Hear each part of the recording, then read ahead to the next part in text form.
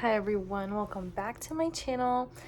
This is Randy. It's been a little while because I've been very busy and stressed. That's okay. Today I wanted to do a little video where I talk about some of my favorite literary fiction novels. And some of these are very popular. I would say quite a few of them are. Some of them maybe not so much anymore. But I feel like I don't talk about lit fic enough on my channel, and I love literary fiction like with a passion. It's like probably my favorite genre, even though I talk about fantasy all the time. I feel like fantasy is like really easy to like get obsessed with, but literary fiction maybe not so much because it's like usually one book at a time. But I really love literary fiction, so I wanted to talk about my favorite ones. So we're just gonna get right into it. We're gonna start with White Oleander by Janet Fitch. This is like the Ugly movie cover. This was my mom's when we were like, I said when we were kids, when I was a kid, and she gave it to me. Maybe I was a little young to be reading this book. Truthfully, I think I was like 11. But basically this book follows a young girl named Astrid. I guess maybe she's not that young. I want to say she's like an early teen, something like that. I don't remember exactly, but around that age, maybe like child to teen. This girl named Astrid, who is separated from her mother Ingrid.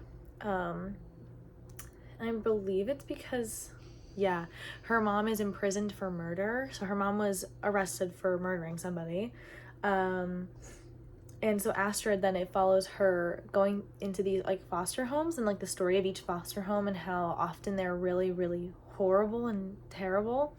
And it's very, very hard to read, but it's just so well written in my opinion.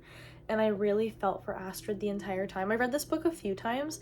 It's been a few years since I've read it, so the details aren't quite super clear to me, but what is clear to me is the impact this book left on me and how much I really genuinely loved it with my whole heart. And I think about it genuinely all the time, like, and it's crazy. I literally don't think I read this book since like 2015, and that's 8 years. Like, and I think about this book all the time. So I definitely highly recommend it, especially if you're looking for a book that's a bit of a heavy hitter. And I think that especially for the time that this was written, like this book is not new. I feel like this is like an early 2000s novel, maybe late 90s. 1999. Especially for the time period, I think that it touches on the realities of foster care and adoption very well, and that it focuses on like a ton of negatives about it, and then it shows the positives and how those positives don't typically last. And it's really hard, especially when our protagonist is so young and there's not much that she's really understanding about all of this, and it's just really well done. So White Oleander is the first one that I consistently think about. You see my dog literally itching herself back there. Cora.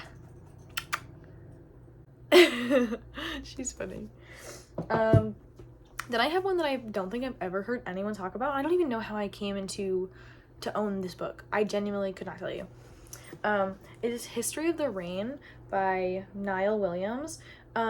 This book I read at the end of 2021. Like, I think I read it like to hit my reading goal. So I read it like all New Year's, and I finished it right before 2022 started. But this book, like, I loved it, but it also low-key freaked me out because so many elements to this novel are like very much parallel to my own life. Like to the point where I was like telling my friends and family about this book, and they were also like, that's a little weird that it like is so similar to my own life. But it's also just a really well written story. But History of the Rain follows a college student named Ruthie, whose dad has just died, and she is sent home from college from having like some sort of like physical thing happen to her. Like, I think she like collapses or something happens, and the doctor is like, something is wrong with her, sends her home, and she is like at her childhood home after the death of her dad. And this book follows her trying to like connect with her dad through, I think, novels and like letters, like written things that he has written. Yeah, her she's trying to find her father through stories, but in doing so, she is also kind of like experiencing like the history of her entire family and how that goes. But it's a really, really touching story, and it's a really sprawling type of tale. It's extremely well written. It's very, very emotional. It really got me. I don't know, I just think it was really, really well done. But that's History of the Rain. I also don't see people talk about this book literally ever, so I feel like, I don't know, like, I feel like it's underrated. Like, I feel like people should talk about this book maybe more, or people, if they don't know about it, they really should read it. It's really good. Then I have one that was very, very popular. I want to say in 2021 or 2022. I have On Earth We're Briefly Gorgeous by Ocean Vuong. So this is one of my favorite books that I've ever read. This follows our main protagonist. I'm so sorry. You hear that? This follows our main protagonist that is not named, like an unnamed protagonist. He references himself as Little Dog. And in this book, which is also like not necessarily like entirely prose, like it's a very poetic novel, but Little Dog is writing letters to his illiterate mother, basically telling his coming of age story. He's also a Vietnamese American, and I don't know, it just really touches on a lot of the dynamics of being a first generation.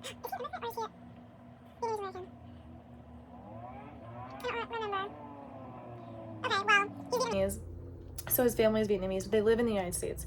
And it is following him and his family as they're navigating living in the United States and being immigrants / first gen. I can't quite remember.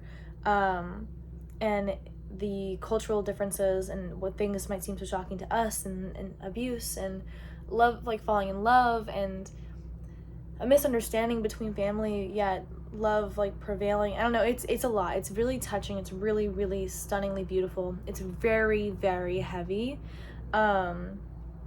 So read this when you are ready to read this. It's very short as well, which is like, you can get through it very, very quickly, but it made me cry my eyes out. So that's On Earth We're Briefly Gorgeous.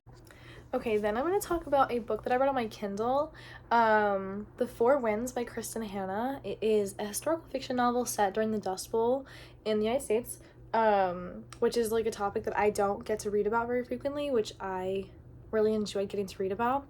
But The Four Winds follows our main character. I unfortunately can't remember her name. Sorry. And she is born to like a pretty well-off family in Texas, but she is not considered very desirable. Like, she's not very beautiful, and she is struggling to get married, and that is like really affecting her life and the way that people view her. Like, her family doesn't really love her very much. They don't treat her very well. And then she meets this like poor like farmer guy, and she ends up getting pregnant, and they have to get married. And then she is like cast out by her family, and she has to go like live with this man and his family on their farm. And she goes from like this wealthy young woman to a poor farmer's wife during at the start of the Dust Bowl. So she is really struggling to fit in with her new family and figure out this marriage and figure out how to farm, and then also then figure out how to survive in a Dust Bowl where your farm can't survive. And it focuses a lot on like feminine resilience, and I just thought that was so well done and so fantastic. And it was really hard to read. A lot of these books are hard to read. I feel like literary fiction has like a common theme like most of the time of being kind of tragic, but it was just so beautifully done. I again cried my eyes out at the end of this novel, and I just think that, I don't know, Kristen Hanna just deserves the hype that she gets. Like, I feel like she writes historical fiction so well. Like, I've loved every book of hers that I've read so far. The Four Winds is probably my favorite of the books that she's written though. So I definitely recommend The Four Winds by Kristen Hanna. Then I'm going to talk about Norwegian Wood by Haruki Murakami. So this is kind of a controversial pick, I would say, because this book contains content that is definitely problematic, like 100%. And Murakami has kind of a reputation of writing, I I don't, like, his writing is just very sexist at times. However, I'm personally someone that can get past that kind of thing because I can appreciate the thought-provoking way that he writes. Like, this book is so provocative, and at first I kind of hated it. Like, genuinely, when I finished this book, or when I was reading this book, I was like, I don't think I like this. And then I finished it, and I just kept on thinking about it, and it kept coming into my brain. And I was like, a book that makes me think of it this much, I have to like it. Like, I do. And the more that I think about it, the more that I'm like, I can appreciate what it's trying to do. And I think that Murakami was trying to be provocative. I think that he was trying to make us think. And that's something that I can appreciate very, very much. So overall, I really wouldn't say that I enjoyed Norwegian Wood, but I think that I am very appreciative of this book. But just so you know what this book is even about, I should have told you that first, but whatever. This book follows a young college student named Toru, and his love for this his best friend's girlfriend. I always say her name wrong. Naoku. I'm so sorry. But his best friend / her boyfriend has committed suicide, and they're kind of dealing with this loss, and they are connected based off of this loss, which is kind of difficult.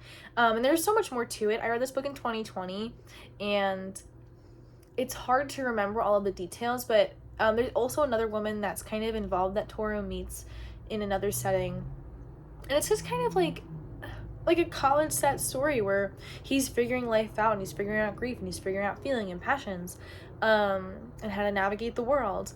I think that it's very well written, and I think that it's very provocative. So if you want a book that's going to make you think, and that might slightly repulse you at times, this is definitely the one for you. Then I have a book that I absolutely loved so much. Oh my god, so much. Tomorrow and Tomorrow and Tomorrow by Gabrielle Zevin.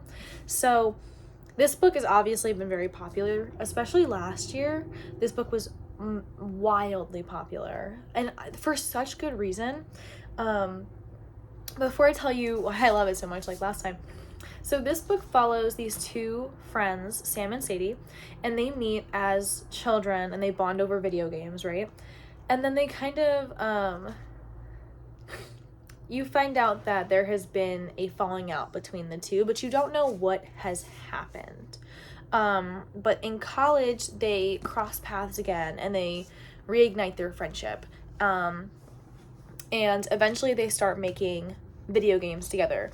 And it goes from there. It follows their friendship and their development, and it slowly reveals what had happened to them, or what happened between them as children.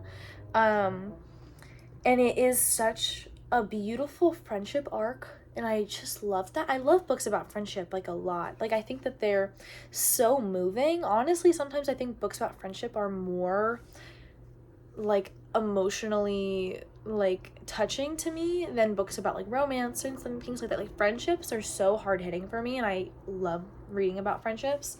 I know some people are weary of reading this book because one of the main centers of the plot is video games, but also you don't need to love video games to appreciate this novel, because it's not you need to know all about video games. It's more about creative process than it is about video games. It could have been anything. It could have been them writing novels together. It could have been them making music. It doesn't matter what the creative outlet is, in my opinion, for this book. I think video games is a really cool one to focus on, because I feel that's also not something that's written about very frequently, the creation of video games, alongside a friendship story. But it's extremely well written. I did cry in this one too. But it deserves all the hype that it's gotten in the past year or two. So Tomorrow and Tomorrow and Tomorrow by Gabrielle Zevin. And I have one more book that I'm going to talk about, and that is one that I wouldn't say I am obsessed with it, but I think it was really well done. I have Yellowface by R.F. Kuang. Who would I be if I didn't mention R.F. Kuang in one of my videos almost every time? So this is R.F. Kuang's debut into literary fiction. She normally is writing books that are more fantasy / historical fiction mixed, and this is a straight up literary fiction. So this is about publishing. which, I mean, like, who to write about publishing than someone that is literally been in it for years and years now. So this follows June and Athena. June is a white author. Athena is an Asian author. And they are friends, kind of. You know, they're both in this literary world together, so they kind of, you know, they hang out, and they're friends. And then one night, June tragically dies. And, oh wait, no. Oh my god. Athena. So sorry. Athena tragically dies. I'm mixing them up. Athena tragically dies. In June, the less successful white author steals Athena's manuscript and publishes it as her own. And you get this book from the perspective of June, so the white woman who has stolen this dead Asian woman's manuscript. You get it from the white woman's perspective, and how she is consistently justifying what she's done. And basically, like, this book is called Yellowface because June continuously tries to portray herself as racially ambiguous and is using this Asian woman's words and histories as her own. And it is very, it makes my skin it made my skin like crawl. Like, I was mad this whole book, and I think that was exactly what R.F. Kuang was trying to do. I think that it was really well done. My only complaint about this book is that I think that it could have been like slightly shorter, but it's not like a long book anyways. I think that towards like maybe like the 60-70% mark, it was slightly repetitive. Not so much that I wasn't enjoying it, but I think maybe my anger at our main character was enough that I wanted to kind of get out of her head, but also that's kind of the point. But I think it was really well done, and it showed a lot of like the insides of the publishing industry and how just not morally okay it is very, very frequently, and how rather than amplifying like actual marginalized voices, they are just like consciously promoting white voices even more by doing these types of ploys. And this is a thing that has definitely happened time and time again. I think it's really well done, and I thought it was very entertaining. I read it really fast. So yeah, I don't know. It was just a good book, and I thought it was, again, an interesting topic to talk about. But those are all the books that I have for my favorite literary fictions / literary fictions that I continuously think about over and over and over again. But yeah, thank you for watching. Hopefully I'll be back not in like almost 2 weeks like this time. But yeah, thank you. Bye.